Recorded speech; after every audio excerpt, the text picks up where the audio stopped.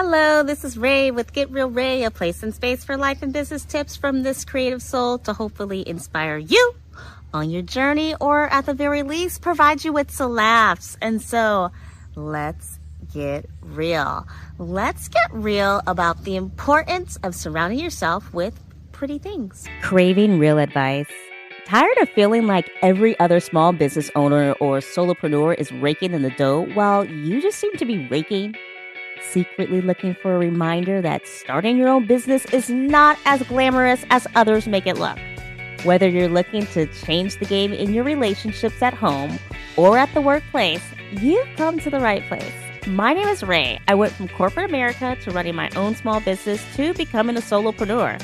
I'm a professional actor and, dare we say, a professional busybody, because this body is about to be busy all up in your biz. So let's get real. When I say surround yourself with pretty things, I don't mean that it has to be expensive or shiny. I'm not talking about, oh, well, Ray said I should go out and surround myself with pretty things, and I do like Louis Vuitton bags, or I just really like that Lambo over there, so I think I need to surround myself with lots of Lamborghinis. Like, no, that is not what I'm talking about at all. So let's roll it back just a little. Okay, so as someone who owns her own business, multiple businesses, I know how it feels to really just get like in the weeds, right? You are constantly doing all the things. Maybe you are a solopreneur and you are handling marketing, you are the tech support with the website, you are handling any kind of billing questions and inquiries. You might be in a service-based business where you are also providing a service. Maybe you are a product-based company and you have to source the product or make the product, arrange for the product to be shipped to you, arrange to ship the product to somebody else. Maybe you are just a solopreneur, but you deal with digital products and you created a digital product or course. And so you feel like, all I have to do is just tell everybody that my product or course is available, and then all of them are going to come and run to get my item. Okay, so if you are not new to business, then you know that marketing is just not that easy. Maybe you do have something that is truly unique or very high quality, and people heard about it from you and they flock to you, they want to buy it, they are buying it, they're investing, and all of that is great. However, with every business, you do reach a point when you have to branch out beyond just your initial consumer base. So if you are within the performing arts community, actor community, and musician, then you know that you may ask your friends, hey, come on out, come see my show, and they'll come out and see your show. But unless what you are offering is truly A, their jam, and B, something that they are willing to see and enjoy like 50 times, then after a while, they're gonna be like, oh, I'll catch you at the next one, right? Like, and that's okay. That's okay. That's normal. Especially if you are an artist where you are doing lots of performances. You may be performing in the same city 5 nights a week, just at different venues. Do you really expect your group of friends to come out and see you at each venue 5 nights a week? They got lives too. Okay. So, however, maybe you're just like, Ray, I don't own my own business. I am not a performing artist. I don't know what you're talking about. How does this apply to me? It applies to you. Okay, so why does it apply to you? Well, you may be in a position where you're going to your job day in, day out, and you've reached a point where you're like, I love my job, and I love my family, but oh no, I want to do something else. I need a little something. Or I love my job, but I just don't feel like going to work. I love my family, but I just don't feel like watching my kid's soccer game. I love my kid, but their soccer team is terrible. And I'm just tired of watching them lose. Like, these are things that are normal, they're natural, they're okay, no problem. All right, so if you do happen to be in that entrepreneur category, solopreneur category, small business owner category, then you know that there are just going to be times when you just feel burnt out, you just feel tired.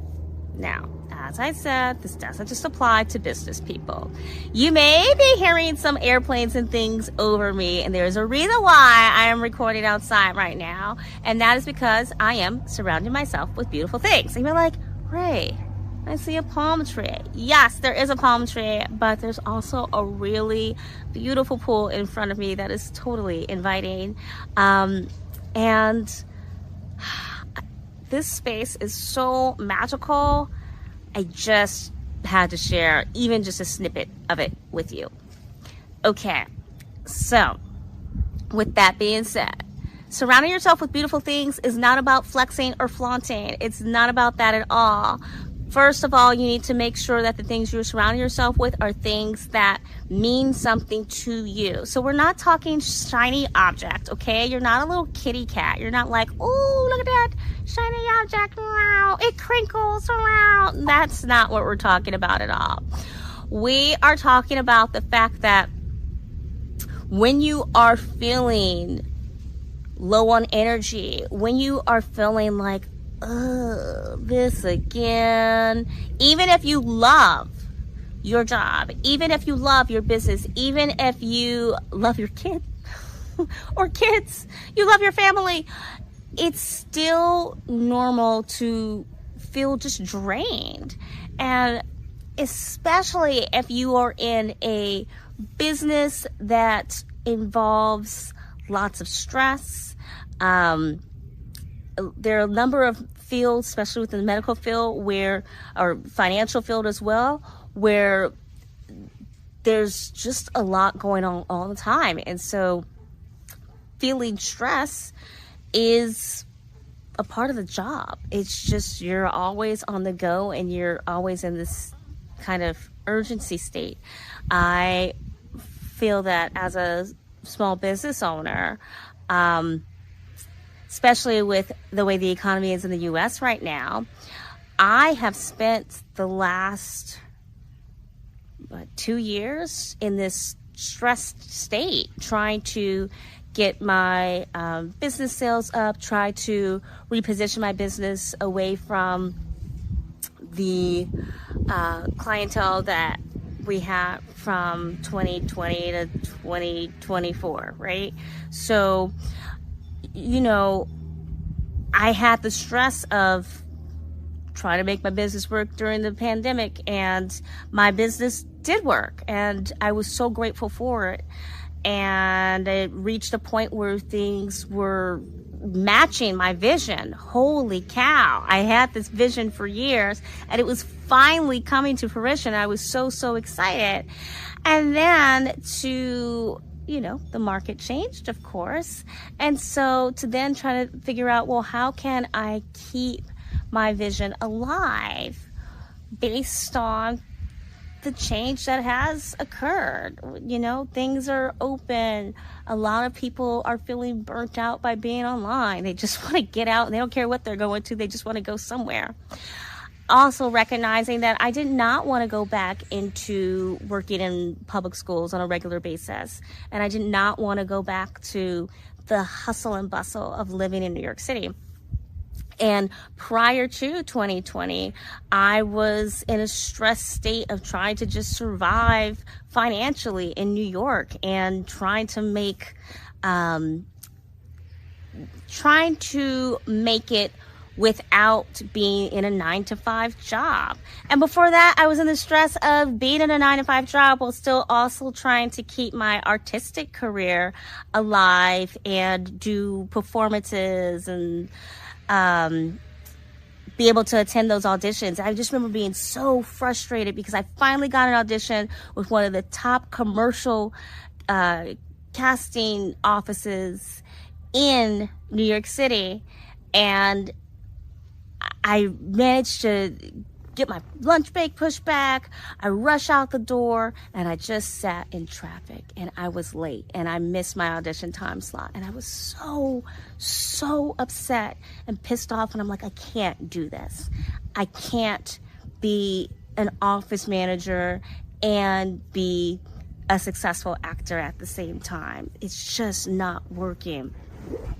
I did leave that job, but not because of acting, for other reasons.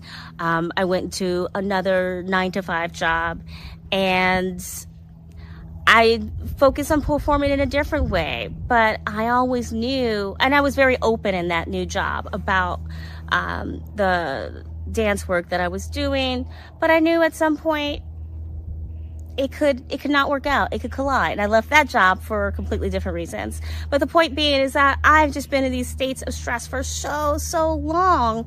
And I feel like the period to where I felt that things were going smooth, I was doing what I wanted to do and not worried about either paying the bill or making the audition, meeting the deadline, doing the next thing, keeping my romantic relationship going, which turned into a marriage, so keeping that marriage going. Just all these states of stress. And so, you know, when I think of my former spouse, he liked to surround himself with pretty things, but they were pretty things he could not afford. And so, remember when I said you're not a cat? You're not like, ooh, shiny, I don't care, yay.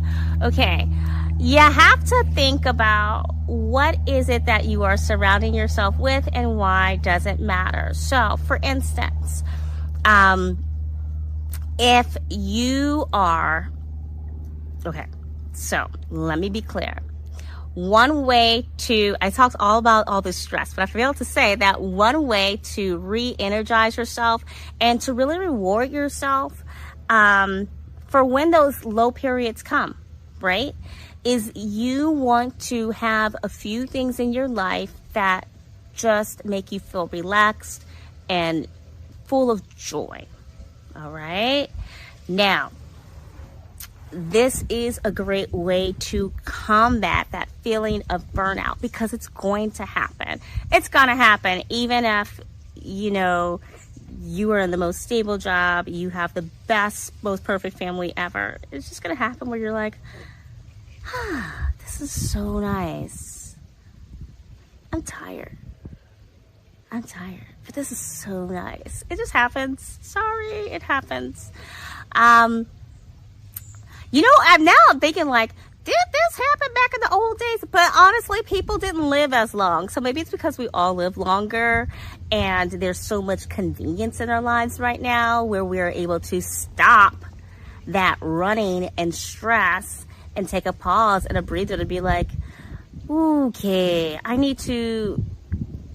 been running so fast that I didn't even realize that my shoes now have holes in them because I've been running so much. Or I've been running so fast, I didn't even realize that my back really hurts or my calves are super tight.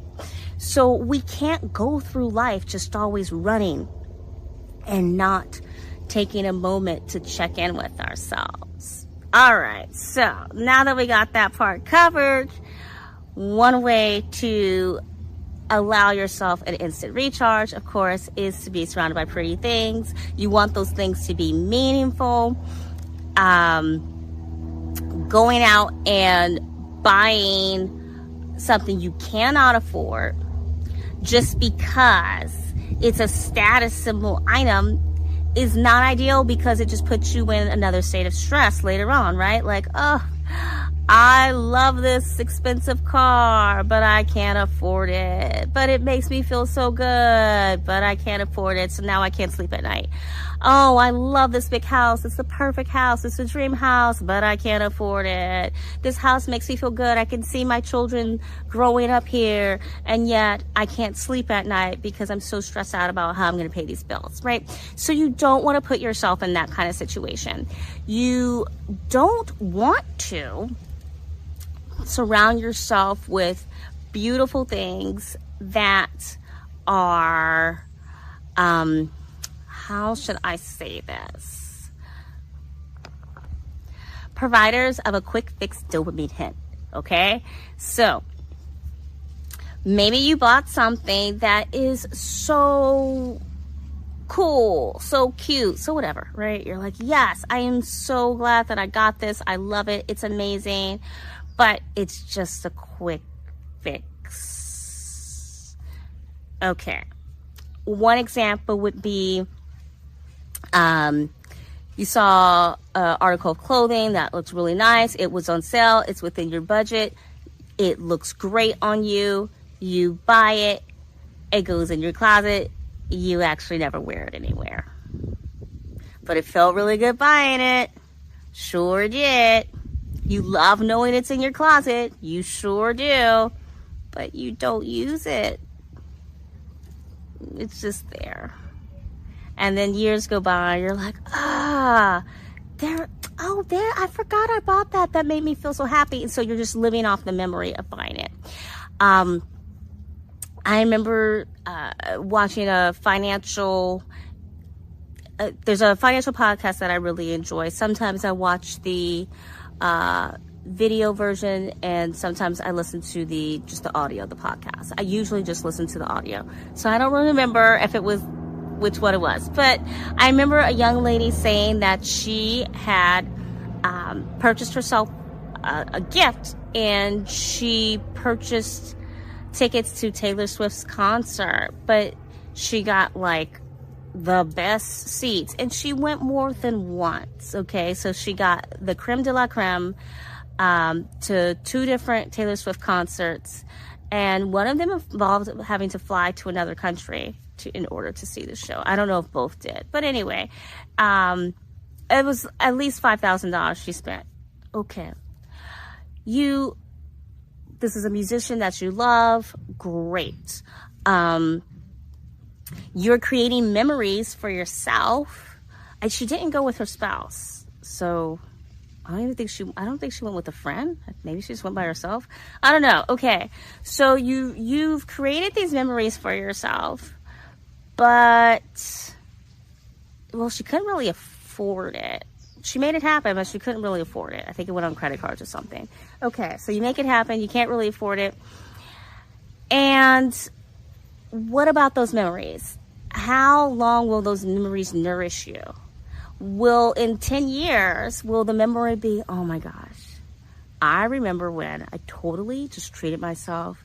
I hopped on a plane. I went to go see one of my favorite singers in this other country. And here I was in this concert venue surrounded by all these people from all over the world. And it was just great. Or is it going to be more, oh yeah, I went to that concert. It was so much fun, but I'm really tired of paying this credit card bill with these high interest fees. Yeah. So while it is important not to just get something because it'll make you look fabulous to other people, and not just to get something because you like it, it's got to be meaningful. And yes, for that young woman, the Taylor Swift concert was meaningful, but how long will that meaningful moment last? It's not going to really nourish you if you wind up having to file for bankruptcy because you can't pay your other bills. Okay, in case of my former spouse, the Tiffany lamp that he'd always dreamed of and he finally got. Well, it's nourishing him every night when he turns on the lamp to read next to the lamp, but throughout the rest of the day, he's got the stress of, man, I can't pay my bills, and I don't want to open that bill because I can't pay it, and why do I have this tax thing that I can't pay, and I don't know what to do about that, so I'm just going to ignore everything. So, yes, treat yourself. Yes, surround yourself with things that make you feel recharged, but be mindful that you don't put yourself in another negative position, create more stress for yourself. Okay, so you might be like, Ray, I don't have the money to take off work, and I really do want to treat myself to something, but I just can't afford it. And so you just told me not to go blowing my money on things. So what am I supposed to do? There are a lot of options. So right now, I am not in a financial position where I can live in the type of home that I want to live in, own a home, live in the neighborhood that I want to live in, hop on a plane and go visit other countries like I would love to do. I love talking to people from other countries and learning about different cultures, but I'm not in a position right now where I can just go hop on a plane and make that life happen.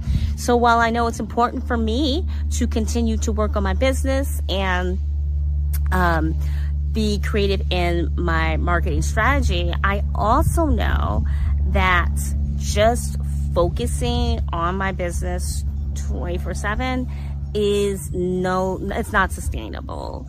And like I said, I've been kind of pivoting for, 2 years now, just trying to restructure things.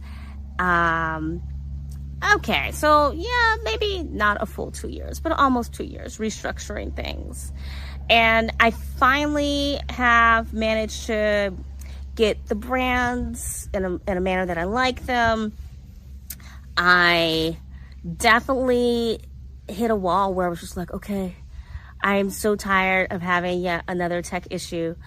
I spent so many hours trying to fix the web page loading speed. Like, the design looks great, but unfortunately the web page loading speed is now down. So now I have to fix that because customers are going to get pissed off.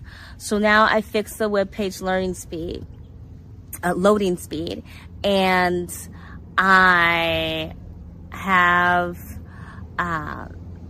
taken new photos to put on the site. So now the photos and the color scheme and all these things match, and it looks really good. Now I'm doing the quality assurance to make sure everything works right. And I still have to get back to creating new content for marketing on YouTube, and then I have to figure out, well, what other ways can I market, because YouTube, of course, is the long game, and I need to be able to get some immediate clients, because I would love to be able to pay for this other bit of software that the site needs so that I can have customers log into the site and have all the bells and whistles right up front, or at least the essential ones in terms of the user interface. And so there's all these things. I'm like, oh, I'm so tired. And I really want to buy myself a cookie, but I can't. Okay, but what can you do? Well, I can think about other things that bring me joy. So, my friend, make a list. What are some things that bring you joy? If you find that the things on your list are simply things that you have to buy, that's great. That's a start. And now you want to think about what are some things that maybe they have in common, right? If you're just like, well, shopping brings me joy. Well, what is it about shopping that brings you joy? Is it trying on nice garments? Is it finding a good deal?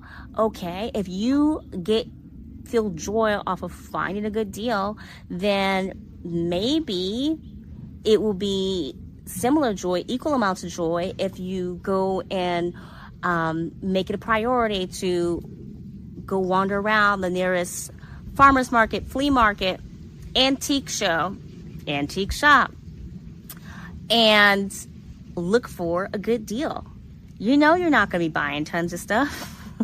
You might not buy anything because you are focused on not just finding a good deal, but maybe you want to find something that's of good quality as well. Maybe you tell yourself, actually, I want to find something that's really good quality, and then I want to be able to resell it on one of those sites like Poshmark or eBay or whatever. Maybe you're just like, I don't even want the stress of trying to resell something, and I also know I don't need something else in my home. But I really love finding a good deal. Okay, so would it be better for you to look at things that are not clothes? So what are some other ways where you can participate in a good deal? If you just love clothes, go to a high-end store that you cannot afford, would not afford, leave the credit cards at home. Don't, and just walk around and maybe try something on. Imagine yourself being able to walk out with shopping bags from this store. Maybe you walk into the store and you're like, oh, this outfit feels so good, but it's not a good deal. Right? So maybe it satisfies something else in you. Maybe finding that good deal might be going and seeing a concert, but instead of just paying for full price for a regular concert, maybe you look at, well, can I find the next big thing? Maybe I should take myself to a free comedy night somewhere. There's free comedy night everywhere, you guys. Free karaoke. Maybe I could go on Meetup and look for some free groups. Do you have a weekend where, can you do a house swap? Right? So I am actually doing this thing where I'm traveling the US currently through Trusted House Sitters, but that does involve a membership fee, okay? So if you use any one of the millions of people online that have a promo code, the promo code is the same amount for everybody, right? It gets you like $40 off your Trusted House Sitter membership. Great. But once you've used that code, if you want to keep doing it, then you're looking at, like, right now, currently it's like $169 a year, okay? If you divide by 12 months, it's not a huge amount of money. However, that just might not be an option for you with or without the discount code. And you might be saying, I'm never going to use it much. You know, I just have these occasional weekends. There's not really a lot of house sits near where I live. They all seem to be in the US or in the UK, and I don't live in those places. That's fine. That's fine. Maybe you have a friend and you're just like, dude, you want to change? You want me to watch your dog for a day, or you want to just change houses for a day or whatever, right? It's your friend, so they're not going to say yes or no. Like, it's not a big deal. But the idea is you're putting yourself in a different surrounding, and that in and of itself can make you feel like you are being rejuvenated because you're traveling. I am at this house right now that is in a location that I can't afford. This house I cannot afford. But the weather is so nice and the house is so nice. And so that's enough for me. That's the rejuvenation for me, is that I'm surrounding myself by someone else's really beautiful things. And the memory of being at this location is going to stick with me. As well as incentivize me to keep going at my business so that I can someday say, oh yeah, these beautiful things are mine. Yeah. So, maybe you, like me, enjoy really good weather and you want to feel like you are in Hawaii, but you can't because you're like, I ain't got that money. Okay, so what about Hawaii do you like? Do you like the idea of eating tropical fruit? Do you like the idea of being on the beach, in the sun, in the water? How can you kind of recreate some of this for yourself? So maybe you decide you are going to have Hawaii Day, and maybe you get your family to join in with you. I remember when I was dating my ex, I did like indoor beach picnic day or something. I don't really know what I was doing, but I put like a blanket on the floor and got some food and put it in like to-go containers and put that on the floor. There was no hanky-panky, you guys. And I had cold beers, and I think I had shorts on. It was December, and I'm like, we're gonna pretend we're at the beach, yay! He's like, what? And I'm like, yeah, beach time, woohoo! I love the beach. Don't you love the beach? Come on in. Welcome to the beach. And he's like, oh, okay. He's like, oh, I'll sure. You seem excited, so I'm excited too. So your family might be like that. Oh, okay. You can tell your family, it's road trip time. Let's go to the forest. And literally you all get in the car and you're just driving to the same park down the street that you always go to. But because you've said it's a forest and you were wearing like your hiking boots and like crazy hat, and maybe you have binoculars and a map, your whole family's like, okay, I guess it's a forest. And so get those friends and family members to buy in on this unique experience. So if you are just like, money, no, because remember, you don't have to spend money in order to surround yourself by pretty things. You can simply use your imagination. It's like improv. Have you ever played improv and acting? Use your imagination to convince other people to say yes, and they will add on to the adventure. And you guys just really make a fantastic trip out of it. And you're going to create memories. And maybe you'll take some photos and then you'll be able to laugh about it later. Don't have family members to go on the adventure with? Call up one of your friends and be like, yo, I need to get out of here. I am broke as a joke. You know what I want to do? I want to pretend that I'm a rock star for the day. Because I just love the idea of getting like all this attention or whatever, and just having people be like, who's that? So let's just do it. You want to do it? Like, let's just do it. And put on some shades or whatever, and like a hat, and just try to, like, every place you go, just try to be anonymous and to see how people look at you. That in and of itself might just be enough to recharge you, rejuvenate you, and make you be like, yo, that was crazy, stupid fun. I love how you just totally came up and pretended to, like, like you recognized me out of my celebrity mode, and you took a picture with me, and like people were like staring and just like, oh, yo, can I get a picture? Like, did you see how that dude asked me for a picture? And like, he doesn't even know who I am, right? It can be an amazing time and create some really fun dialogue with your friends later. Or like I said, maybe you do like a house swap and just be like, dude, you need to come chill at my place. I need to come chill at your place, and it's gonna be awesome. And your friend be like, what? Like, it's gonna be awesome. And you do it, and you just try it, and maybe you FaceTime each other. Or maybe you go to your friend's place, and you're like, my friend lives in a really dirty place. This is really weird. And so now you know, like, yeah, I've hung out at my friend's house so many times, but now they've actually lived in my friend's house for 24 hours. I'm thinking, yo, my friend's a pig. My friend needs to, like, be a little cleaner. And that's okay, too. It gives you and your friend something else to laugh over, talk about, and it might make you look at your own space in a little bit of a different way. So, my friends, yes, it is important to find ways to recharge yourself, surround yourself with things that mean something to you, whether it's physical things or just memories, because long gone are the days where you just had to worry about keeping a saber-toothed tiger away from you and finding some berries to eat.